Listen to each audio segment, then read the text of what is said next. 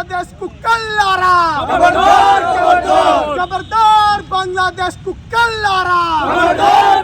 మిత్రులారా, ఈ మధ్య కాలంలో హిందువులంటేనే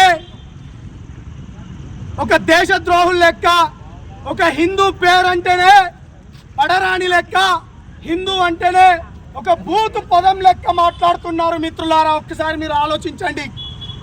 ఇవాళ కేవలం బంగ్లాదేశ్లో ఉన్న కుక్కలే కాదు, పాకిస్తాన్లో ఉన్న కుక్కలే కాదు, ఈ దేశంలో మన దగ్గరే ఉంటూ కొంతమంది కుక్కలు కూడా ఇవాళ మన పైన మాట్లాడుతున్నారు. మిత్రులారా, ఇవాళ నా చెల్లమ్మ అక్కడి నుంచి చూస్తున్నారు, మీరు కూడా ఇవాళ తెలుసుకోవాలి.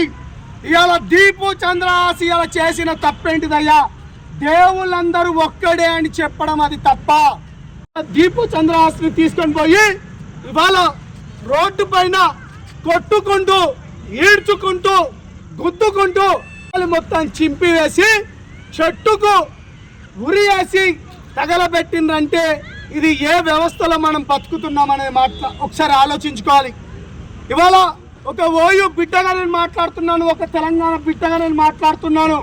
మిత్రులారా, ఇవాళ మీరు గొంతు తెరవండి. ఇవాళ హిందువులు చేసిన తప్పేంటిది ఇవాళ మీరు మాట్లాడండి. ఈ దేశంలో వాక్ స్వాతంత్రం అనుకొని చెప్పి మాట్లాడే హక్కు ఉందని చెప్పి అనేక మంది చివాట్లు అవాట్లు పేలుస్తున్నారు. మొన్నటికి మొన్న వాడెవడో మాట్లాడుకుంటూ వాడి పేరు ప్రశ్న అనే ఇండిపెండెంట్ జర్నలిజం పేరుతో ప్రశ్న అనేది మీకు వాడందరికీ తెలిసిన విషయమే. వాడు ఏమంటాడు తమ్ముడు, ఒకసారి ప్లే చేయ ఒకసారి.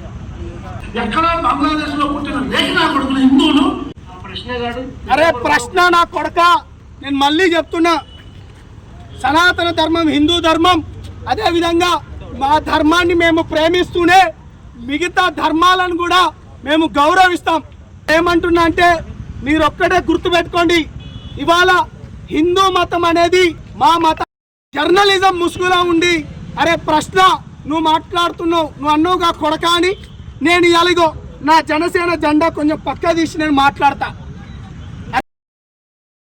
నా లైవ్లో నేను ఎప్పటివరకు ఇప్పటిదాకా మాట్లాడలే. రక్తం తరులుకుపోతుంది, ఉడుకుపోతుంది. హిందువుల పైన దాడి చేయడం, లేకపోతే ఇండిపెండెంట్ జర్నలిజం పైన, దేశం పైన అవాకులు చవాకులు పేలడం.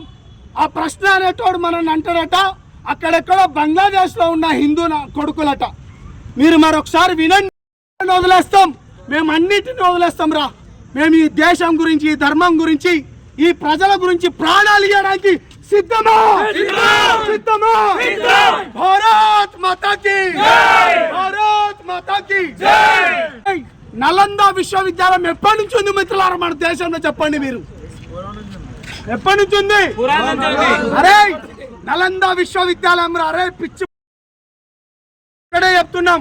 ఇప్పుడు ఇంకా సహించబో, బిడ్డలను మేము కాపాడుకుంటాం. ఇవాళ ఇంత మంచిగా భారతదేశంలో అన్నదమ్ములు లెక్క కలిసి ఉంటాం, మనల్ని విడదీసే కుట్రలు జరుగుతున్నాయి. కాబట్టి నేను మళ్ళీ చెప్తాను, పవన్ కళ్యాణ్ గారి పైన నువ్వు అనేక రకాలుగా మాటలు అన్నావు. నీలాంటి పిచ్చి కుక్కని ఎందుకు హైలైట్ చేయాలని నేను ఇన్ని రోజులు చేయలేదు. బిడ్డానికి మునుముందు ఉంటుంది. వాళ్ళ దళిత బిడ్డలు ఎంతమంది ఉన్నారు ఇక్కడ? దళిత బిడ్డలమే, నేను గిరిజన బిడ్డనే. బిడ్డ ఖబర్దార్ అని చెప్తున్నా.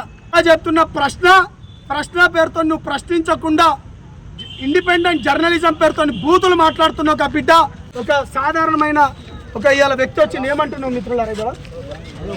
పొలిటికల్ లీడర్స్ కూడా మాట్లాడుతున్నారు, గాజా గురించి, రాఫా గురించి పార్లమెంట్ లో మాట్లాడుతున్నారు, పాలస్తీనా అని మాట్లాడుతున్నారు. కానీ ఇప్పటిదాకా బంగ్లాదేశ్ ఒక హిందూ చనిపోతే ఏ పొలిటీషియన్, అపోజిట్ పొలిటీషియన్ కానీ, కమ్యూనిస్ట్ కానీ ఏ ఒక్క లీడర్ ఇప్పటివరకు ఒక ట్వీట్ కూడా పెట్టలేదు. చూడండి, జనసేన పవన్ కళ్యాణ్ తప్ప ఇప్పటివరకు ఇండియా నుంచి ఒక ట్వీట్ ఎవరు పెట్టలేదు. First tweet Pawan Kalyan.